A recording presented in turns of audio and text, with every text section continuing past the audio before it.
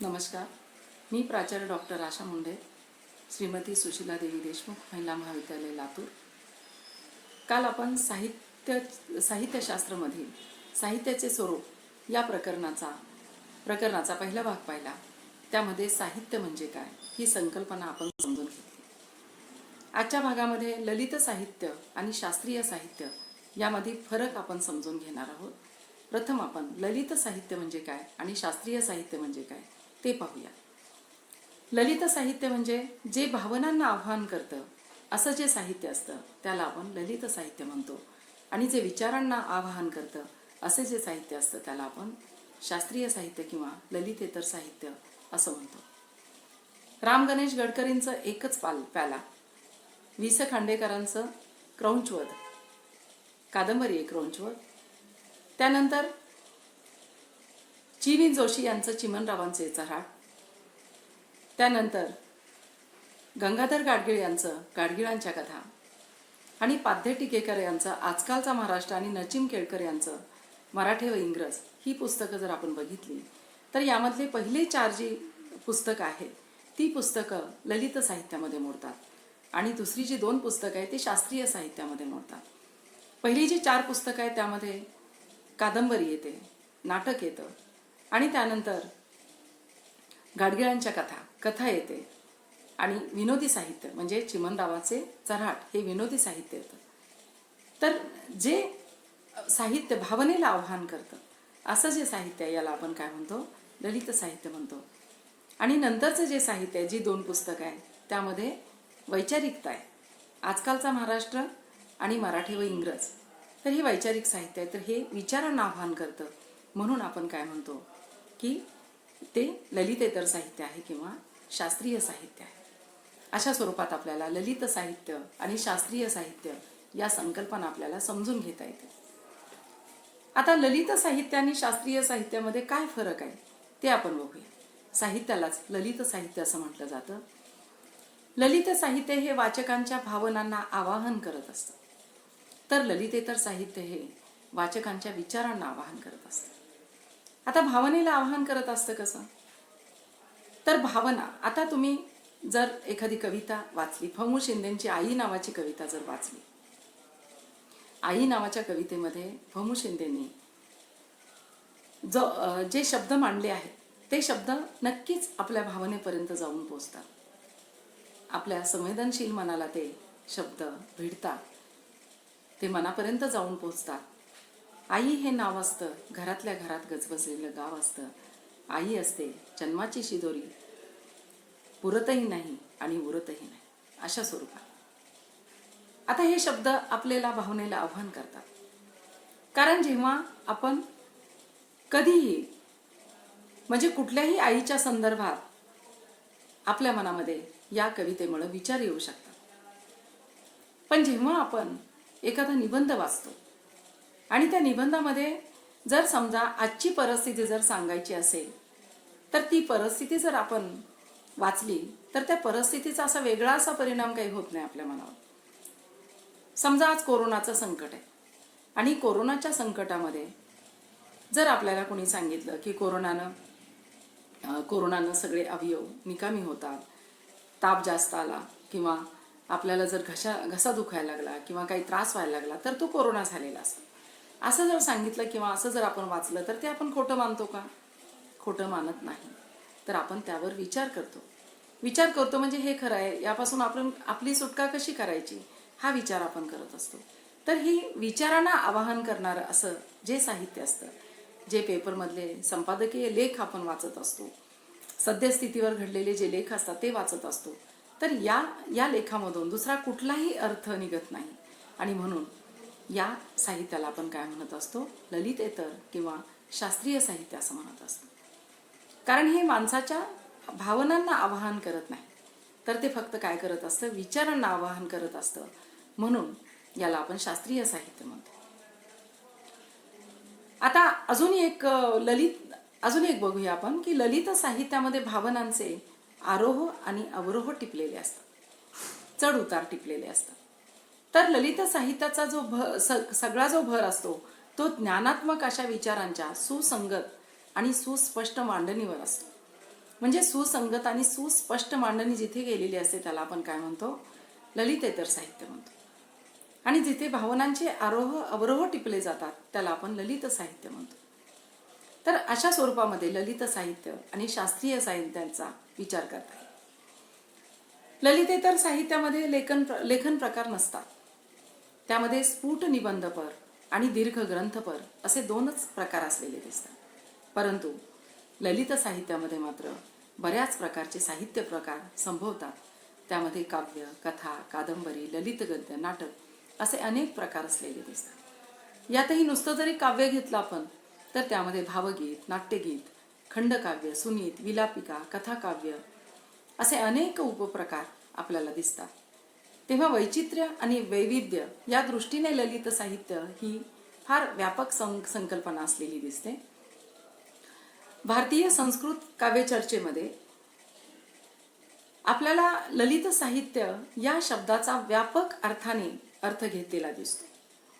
भरत मुनींनी नाटकामध्ये दृश्य काव्य आणि नाट्येतर ललित साहित्याला त्यांनी श्रव्य काव्य असं म्हटलेलं आहे. म्हणजे जे दिसतं त्याला दृश्य काव्य, म्हणजे नाटकामध्ये जे असतं त्याला दृश्य काव्य म्हटलेलं आहे.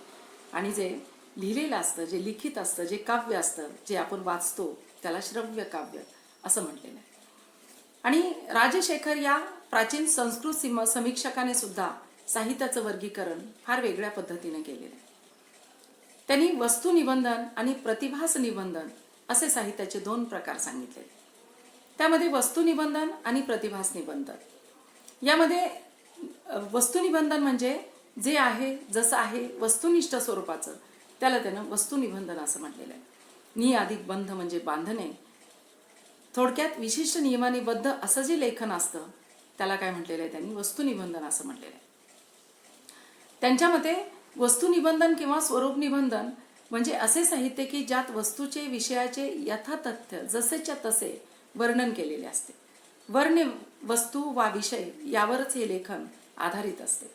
या उलट प्रतिभास निबंधन यामध्ये वस्तूचे निबंधन जसेच्या तसे येत नाही, तर ते कवीच्या चमत्कृतीपूर्ण प्रतीतीचे महत्त्व काय आहे किंवा कशा प्रकारचं आहे ते समजून सांगितलं जातं. आणि इथे मात्र कवीचा प्रतिभास म्हणून म्हणजे इथे लक्षात येत असतो.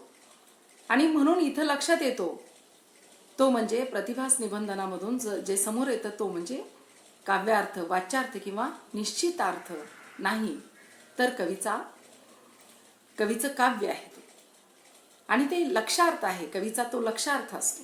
अशा स्वरूपामध्ये त्यांनी वर्णन केलेलं आहे. आता वाच्यार्थ ही संकल्पना कशी आपल्याला समजून घेता येईल? वाच्यार्थ म्हणजे वाणीमधून किंवा आपल्या मुखामधून जे शब्द बाहेर पडले त्या शब्दांचा अर्थ जसे शब्द बाहेर पडले तोच होतो.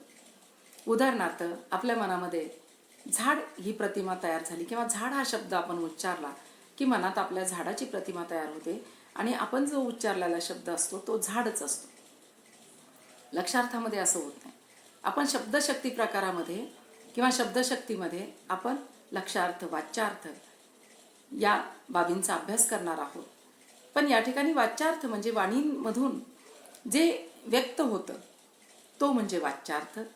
तर ललितेतर साहित्य किंवा शास्त्रीय साहित्य हे वाच्यार्थ स्वरूपात असतं, तर जे ललित साहित्य आहे ते ललित साहित्य हे लक्षार्थ स्वरूपात असतं. अशा स्वरूपामध्ये राजशेखरनं वस्तुनिबंधन आणि प्रतिभास निबंधन या माध्यमातून साहित्याचं विवेचन केलेलं आणि त्यामधला फरक समजून सांगितलेला आहे. पाश्चात्य साहित्य मीमांसेमध्ये सुद्धा इमोटिव्ह इलेमेंट आणि थॉट इलेमेंट म्हणजेच भावनात्मक घटक आणि वैचारिक घटक अशा दोहोंच्या आधारे साहित्याचे वर्गीकरण केलेले दिसते. अर्थात त्याचे वाचकांच्या मनावर होणारे परिणाम प्रामुख्याने ध्यानी घेतलेले दिसतात. या बाबतीत जिथे विचार हाच घटक प्रामुख्याने जाणवतो ते म्हणजे ललितेतर साहित्य आणि जिथे भावना किंवा सौंदर्य किंवा ललित हा घटक जिथे प्रामुख्याने जाणवतो ते म्हणजे ललित साहित्य असा विचार त्यांनी मांडलेला. पाश्चात्य साहित्य मीमांसेने सुद्धा हा विचार मांडलेला आहे. भावनात्मकता आणि वैचारिक घटक या दोहोंच्या माध्यमातून त्याने आपलं विवेचन केलेलं आहे. प्राध्यापक वाल कुलकर्णी या ख्यातनाम साहित्यिकानं साहित्याची प्रकृती स्पष्ट करत असताना ललित आणि ललितेतर साहित्याचे वेगळे विशेष नेमकेपणाने सांगितलेले. त्यांच्या मते ललित साहित्य हे मूलतः व्यक्तिनिष्ठ, भावप्रेरित, कल्पना प्रतिभा निर्मित, सौंदर्य सिद्धीच्या नियमाचे अनुसरण करणारे, वैशिष्ट्यपूर्ण सुसंघटन असणारे आणि त्याच्या आशयाची नेमकी अटकळ बांधता येत नाही असे असते. तर ललितेतर साहित्य हे मूलतः वस्तुनिष्ठ, बुद्धिप्रेरित, तर्क, अनुमान इत्यादीवर आधारित असते. तर्कधिष्ठित सुसंघटन असणारे असल्यामुळं आविष्काराबाबत एक ठराविक साचा असतो त्याचा, ज्याची अटकळ बांधता येईल अशी आशयरूपी सिद्धांतांची मांडणी त्यामध्ये केलेली असते.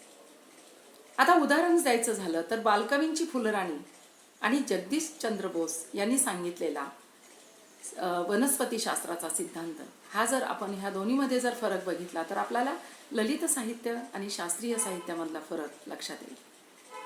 बालकवींची फुलराणी ही जी कविता आहे त्यामध्ये प्रत्येक ठिकाणी आपल्याला बालकवी जाणवत राहतात. हिरवे हिरवे गारगालीचे हरित तृणांच्या मखमालीचे, त्या सुंदर मखमालीवरती फुलराणीही खेळत होती. तोच एकदा हासत आला चुंबुनी म्हणे फुलराणीला, छानी माझी सोनुकली ती कुणाकडे ग पाहत होती. यामध्ये बालकवींनी जो कलाविष्कार साधलेला आहे त्यामध्ये एका बागेमधलं एक छोटंसं फूल, एक छोटीशी कळी आणि त्या कळीवर सकाळी सूर्याची किरणं पडतात आणि ती कळी उमलते. इतकी साधी घटना आणि या साध्या घटनेचं त्यांनी इतकं सुंदर असं कवितेमध्ये रूपांतर केले. इतकी सुंदर त्यावर कविता लिहिली. ही कविता लागल्यानंतर किंवा ती कविता वाचल्यानंतर आपल्याला वाचतच राहावीशी वाटते अशी ही कविता. आणि मग या कवितेमध्ये त्यांनी जो सौंदर्याविष्कार केलेला आहे हा सौंदर्याविष्कार माणसाच्या मनाला भिडल्याशिवाय राहत नाही. या सौंदर्यविष्कारामधून आपल्याला शब्दाच्या पलीकडचं काहीतरी जाणवत राहतं. आता या शब्दाच्या पलीकडचं काय, इथं आपण ते फूल समजत नाही किंवा ती कळी समजत नाही तर आपण त्या ठिकाणी काय समजतो की ती एखादी मुग्ध तरुणी आहे आणि ती तरुणी कशा स्वरूपामध्ये आपल्या प्रणय लीला करते अशा स्वरूपामध्ये हे वर्णन आपल्याला जाणवतं. आणि या वर्णनामध्ये सगळीकडे आपल्याला बालकवी दिसतात. बालकवींचा ठसा त्या कवितेमध्ये पूर्णपणे सगळीकडे जाणवतो. परंतु जेव्हा आपण वनस्पतीशास्त्र अभ्यासाला घेतो, वनस्पतीशास्त्राचा अभ्यास करतो, सुभाषचंद्र बोस ज्यावेळी वनस्पतीशास्त्रांच्या काही संज्ञा उकलून दाखवतात त्यावेळी त्यामधला फरक आणि बालकवीच्या फुलराणीमधला फरक. अर्थात आपण फुलाचंच उदाहरण घेऊया. एखादं फुलाचं रोपटं असेल त्यावेळी जगदीशचंद्र बोस कशा प्रकारे त्याचं वर्णन करतील तर हे जी फुलं असतात त्यामध्ये रंगद्रव्य असतं, त्यामुळं फुलांना रंग येतो. त्यामध्ये स्त्रीकेसर असतात, त्यामध्ये पुकेसर असतात, त्यामध्ये परागकण असतात, ते इकडे तिकडे पसरतात आणि त्यांच्या पानांमध्ये हरित द्रव्य असतं. तर हे सगळे नियम जगदीशचंद्र बोस आपल्याला सांगत असतात. त्यावेळी ते खोटे असतात का? नाही. तिथे आपल्याला जगदीशचंद्र बोस जाणवतात का? नाही जाणवत. कारण हे जी फुलाचं वर्णन किंवा हे जे पानांचं वर्णन त्यांनी केलेलं असतं ते पानांचं आणि फुलांचं वर्णन हे खरं असतं, ते सत्य असतं. अशा स्वरूपामध्ये हे वर्णन येतं. पण बालकवींच्या कवितेचं तसं नाही. फुलराणीतील अनुभव, त्याची सजावट, तिथं कल्पिले गेलेलं जे विश्व असतं त्याची उभारणी असते, त्याचे कायदे कानून, अशा सर्व गोष्टी खास बालकवींच्या असतात. ती कविता वाचताना आपल्या मनावरती ठसत जाते, त्यातील अनुभव वाचक आत्मसात करतो. पण तो बालकवींचा म्हणून बालकवी त्या अनुभवात मिसळलेले असतात. हे असले एकत्रीकरण झालेले असल्यामुळे फुलराणीचे कसलेही रूपांतर संभवू शकत नाही. कारण तीवरील बालकवींचा ठसा रूपांतरित होणे शक्य नाही. आणि असं रूपांतर मूळ फुलराणीसारखा वाचकांच्या मनावर संस्कार करू शकणार नाही. म्हणून शेक्सपियरच्या नाटकाचे संस्कार वेगळे होतात आणि त्या नाटकांच्या कथा रसपूर्णरित्या वाचक काय करत असतो, वाचत असतो. कारण शेक्सपियरचा अनुभव हा त्याचा स्वतःचा अनुभव असतो. शास्त्रीय साहित्यामध्ये असं होत नाही. शास्त्रीय साहित्यामध्ये जे लेखन होतं त्या लेखनामध्ये जो लिहित असतो तो अनभिज्ञ असतो. तो कुठेही लेखनामध्ये समोर येत नाही. आणि जे सृष्टीचे नियम तो सांगत असतो किंवा वातावरणामधले बदल तो सांगत असतो त्यावेळी तो कुठेही पुढे येत नाही. लेखकाला तिथे कुठेही समोर यायला वाव नसतो, कारण जे खरं आहे ते सांगत असतो, त्यामुळे तिथे ते समोर येत नाही. इथे मात्र अनुभवाची मांडणी असते, आपल्या स्वतःचा आत्मविष्कार असतो, म्हणजे कवीचा आत्मविष्कार असतो. शेक्सपियरच्या नाटकामध्ये त्याचा स्वतःचा आत्मविष्कार असतो. थोडक्यात जे लेखन असतं, जे ललित साहित्य असतं, त्यामध्ये लेखकाचा आत्मविष्कार असतो. परंतु वैचारिक साहित्यामध्ये मात्र असा लेखकाचा आत्मविष्कार नसतो. ते लेखक सापेक्ष नसते, तर विषय सापेक्ष असते. लेखक निरपेक्ष असं जे साहित्य आहे ते म्हणजे ललितेतर साहित्य. अशा प्रकारे आपण ललित साहित्य आणि शास्त्रीय साहित्य यामधले फरक आपण लक्षात घेत आहोत. ललित साहित्याच्या रचनेमध्ये यांत्रिकपणा आणि एकेरीपणा संभवू शकत नाही. त्यामध्ये यांत्रिकपणा नसतं, तर सहज ओघवती अशी ती भाषा असते आणि ओघवते आणि सहज आपल्या मनाला भिडणारे असे अनुभव असतात आणि त्यामध्ये एकेरीपणा नसतो. शास्त्रीय सत्याला बाधा येणार नाही असे केलेले सुस्पष्ट तर्कशुद्ध मांडणी असलेला जो हिशेबी आकार असतो ते म्हणजे शास्त्रीय साहित्य असतं. परंतु ललित साहित्य मात्र एकेरी किंवा यांत्रिकपणा त्यामध्ये असं नसतं. यामध्ये शास्त्रीय साहित्यामध्ये फक्त तर्काला वाव असतो. तार्किक गोष्टींच्या आधारेच त्याचं विवेचन केलेलं असतं आणि त्यामध्ये आविष्कारामध्ये हिशेबीपणा आणि एकेरीपणा त्यामध्ये येत असतो. परंतु ललित साहित्यामध्ये मात्र असा हिशेबीपणा आणि एकेरीपणा येत नाही. इथे फक्त सौंदर्य प्रतीती येत असते आणि त्यामुळं श्री प्रभाकर पाध्ये ललित कलाकृतीच्या रचनेला रूपबंध असे म्हणतात. त्यांच्यामध्ये आकृतिबंध हा शब्द इतर सर्व लेखनाबाबत वापरता येतो, कारण इतर लेखनाचा शास्त्रीय रचनांचा सौंदर्याशी संबंध येत नाही.